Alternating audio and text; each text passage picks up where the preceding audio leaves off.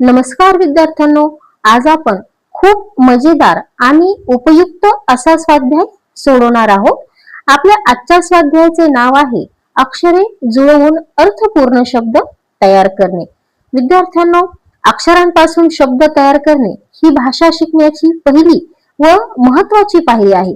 या स्वाध्यायामुळे तुमची शब्दसंपत्ती वाढेल, वाचन आणि लेखन अधिक सोपं होईल. म्हणून व्हिडिओ शेवटपर्यंत नक्की पहा आणि प्रत्येक प्रश्न समजून घेण्याचा प्रयत्न करा. चला तर मग सुरुवात करूया. हा प्रश्न पहिला, दिलेली अक्षरे जुळवून तयार होणारा अर्थपूर्ण शब्द ओळखा, असे आपल्याला या ठिकाणी प्रश्न विचारलेला आहे. त्यानंतर इथे पहा, काही अक्षर दिलेली आहेत आणि ह्या दिलेल्या अक्षरांपासून आपल्याला फक्त शब्द नाही बनवायचा, तर अर्थपूर्ण असा शब्द बनवायचा आहे. इथे चारही पर्याय दिलेले आहेत आणि तुम्ही जर पर्यायांचं व्यवस्थित निरीक्षण केलं तर इथे तुम्हाला निरीक्षण क्षमता जी तुमची आहे ती खूप जास्त महत्वाची ठरते. तर इथे पहा, दिलेल्या अक्षरांपासून अर्थपूर्ण शब्द जो तयार होतो तो होतो फुलपाखरू. म्हणजे प्रश्न क्रमांक 1 जो आहे त्याचे उत्तर पर्याय क्रमांक 2 आहे.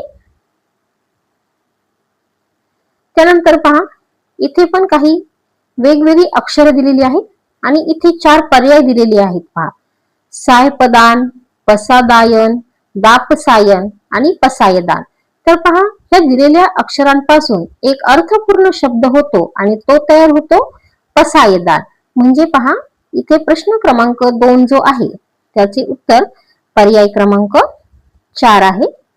विद्यार्थ्यांनो, या स्वाध्यायासाठी तुमची जी निरीक्षण क्षमता आहे ती खूप जास्त महत्वाची ठरते. मी पुन्हा एकदा या ठिकाणी तुम्हाला सांगत आहे. त्यामुळे दिलेल्या अक्षरांचं व्यवस्थित निरीक्षण करून आपल्याला प्रत्येक प्रश्न सोडवायचा आहे. त्यानंतर पहा, इथे प्रश्न क्रमांक 3 आहे. त्यामध्ये ना, य, ल, ज आणि भू असे काही वेगवेगळे अक्षरे दिलेली आहेत आणि त्यापासून आपल्याला अर्थपूर्ण असा शब्द बनवायचा आहे.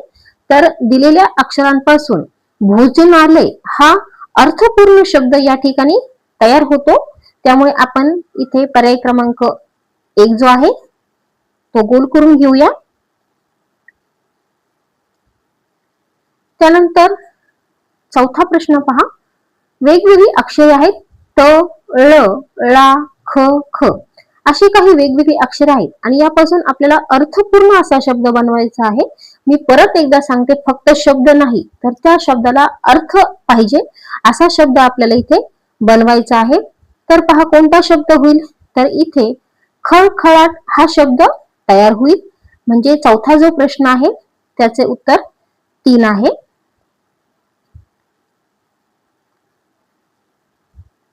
त्यानंतर पहा, 5वा प्रश्न आहे तो, वेगवेगळी अक्षरे आहेत आणि यांच्यापासून देखील अर्थपूर्ण आपल्याला शब्द बनवायचा आहे. तर पहा, यापासून आपण जर अर्थपूर्ण शब्द आपल्याला बनवायचा आहे तो कोणता होईल, तर पहा, तो होतो मामलेदार. हा शब्द या ठिकाणी तयार होतो. त्यामुळे इथे आपण पर्याय क्रमांक 2 ला गोल करून घेऊया. त्यानंतर पहा, प्रश्न दुसरा आहे, योग्य पर्याय निवडून त्यांच्या क्रमांकाचे वर्तुळ रंगवा, असे आपल्याला सांगितलेले आहे. तर पहा, प्रश्न पहिला, बी, र, पा, र, सु या अक्षरांपासून तयार होणाऱ्या अर्थपूर्ण शब्दातील मधले अक्षर कोणते? तर विद्यार्थ्यांनो पहा, इथे वेगवेगळी अक्षरे दिलेली आहेत. आता यापासून आपल्याला 2 कृती करायच्या आहेत. एक म्हणजे अर्थपूर्ण शब्द बनवायचा आहे आणि शब्द बनवून झाल्यानंतर त्यामधील मधलं जे अक्षर आहे ते आपल्याला या ठिकाणी शोधायचं आहे. तर आता आपण सुरुवात करूया.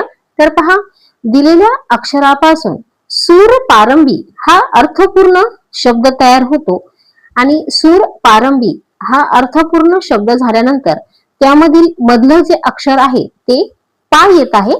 त्यामुळे आपण इथे पर्याय क्रमांक 4 इथे पहा, पा आहे, त्याला आपण गोल करून घेऊया.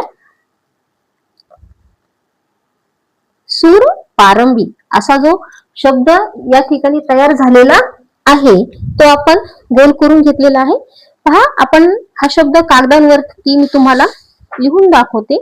सूर पारंबी. सूर पारंबी हा शब्द तयार झालेला आहे आणि यामधील जे अक्षर आहे ते आहे पा. म्हणून इथे पर्याय क्रमांक 4 हे याचं उत्तर आहे. ते आपण गोल करून घेतलेलं आहे. त्यानंतर प्रश्न दुसरा, री, क, तो, पा, शी या अक्षरांपासून तयार होणाऱ्या अर्थपूर्ण शब्दातील शेवटचे अक्षर कोणते, असं आपल्याला विचारलेलं आहे. म्हणजे इथे आपल्याला दिलेल्या अक्षरांपासून अर्थपूर्ण शब्द बनवायचा आहे. तर पहा, प्रश्न क्रमांक 2 मध्ये जे शब्द दिलेले आहेत अक्षर, त्यापासून पारितोषिक हा शब्द तयार होतो.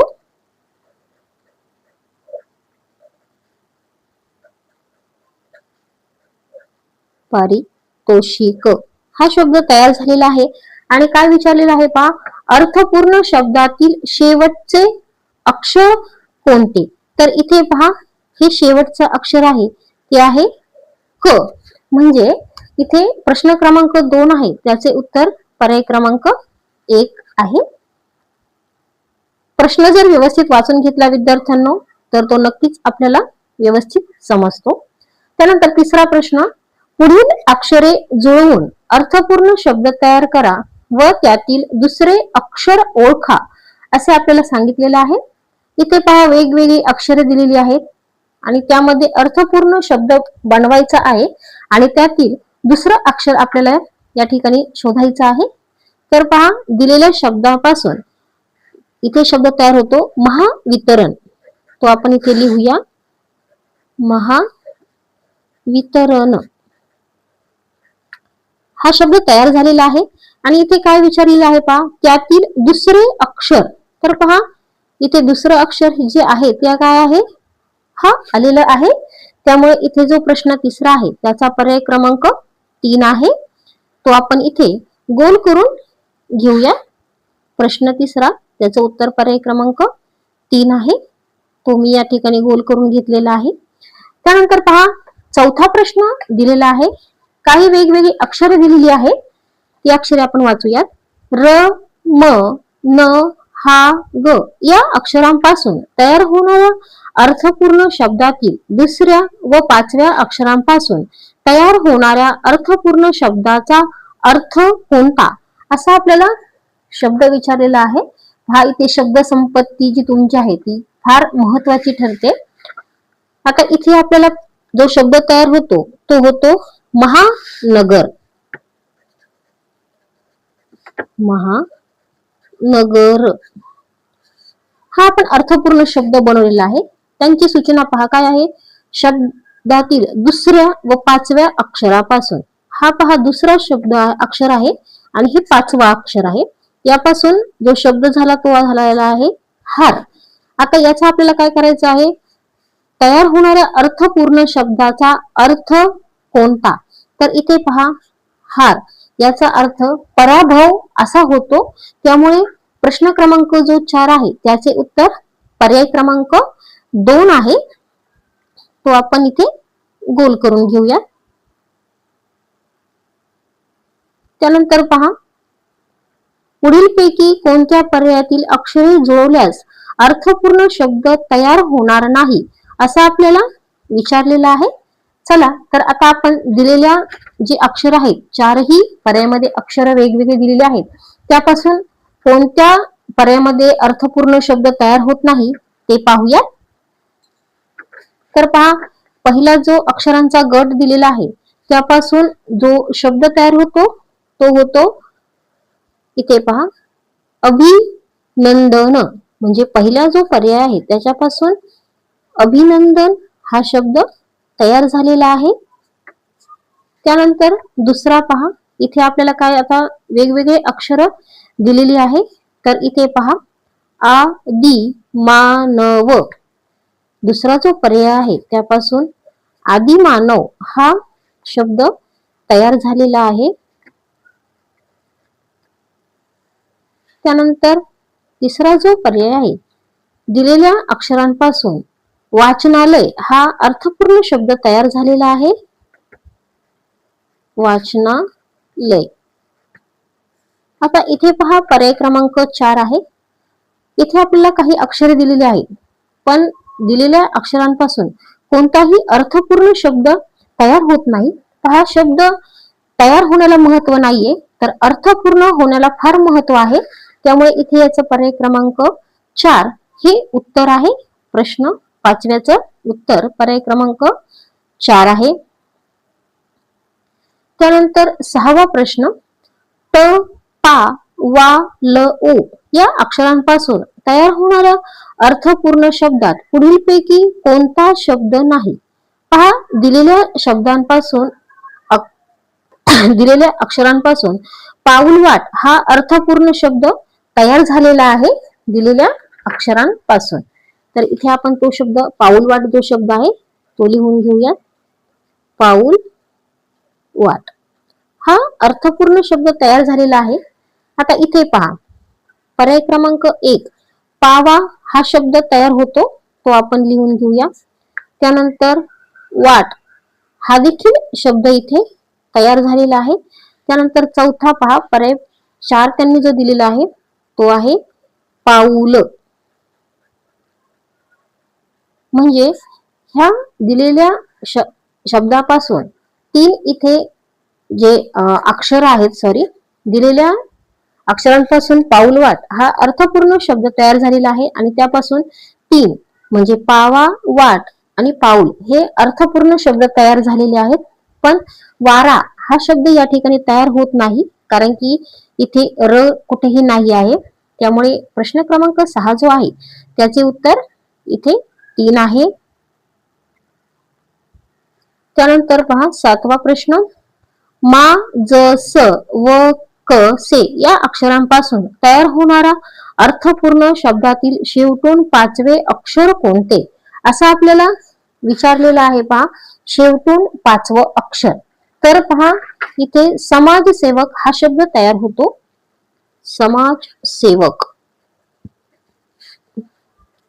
समाजसेवक हा शब्द तयार झालेला आहे. आणि आपल्याला इथे काय विचारलेलं आहे? शेवटून 5वे अक्षर कोणते? तर पहा, 1, 2, 3, 4 आणि 5 म्हणजे शेवटून 5वं जे अक्षर आहे ते या ठिकाणी मा आलेलं आहे. म्हणजे इथे प्रश्न 7वा जो आहे त्याचे उत्तर 1 आहे.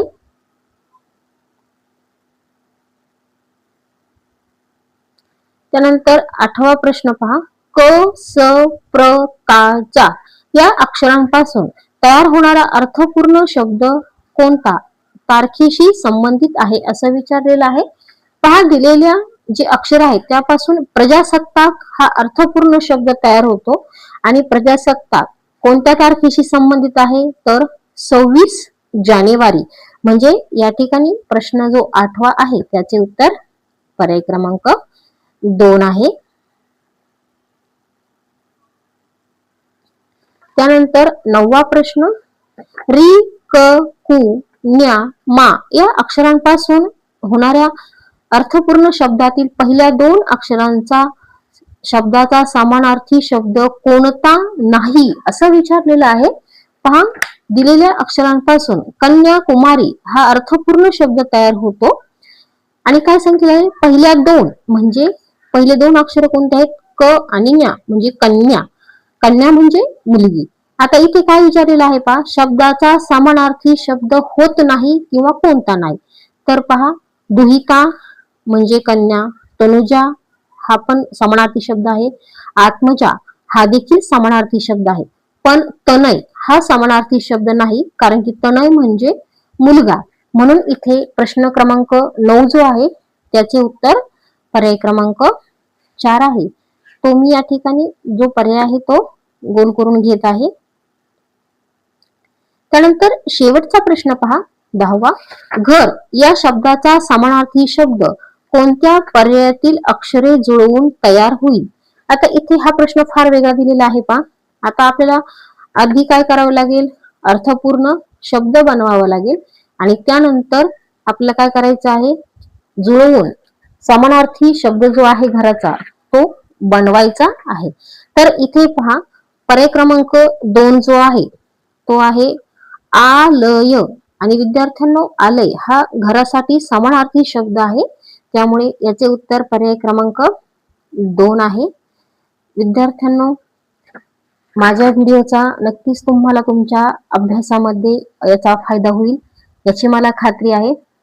व्हिडिओ जर आवडला असेल आणि प्रथम पाहत असाल तर नक्कीच चॅनलला सबस्क्राईब करा आणि बेल आयकॉन बटन दाबायला विसरू नका. पुन्हा भेटूया अशाच नवीन व्हिडिओसह, ज्यामध्ये तुम्हाला प्रत्येक प्रश्नाचं स्पष्टीकरण भेटेल. व्हिडिओ पूर्ण पाहिल्याबद्दल खूप खूप धन्यवाद.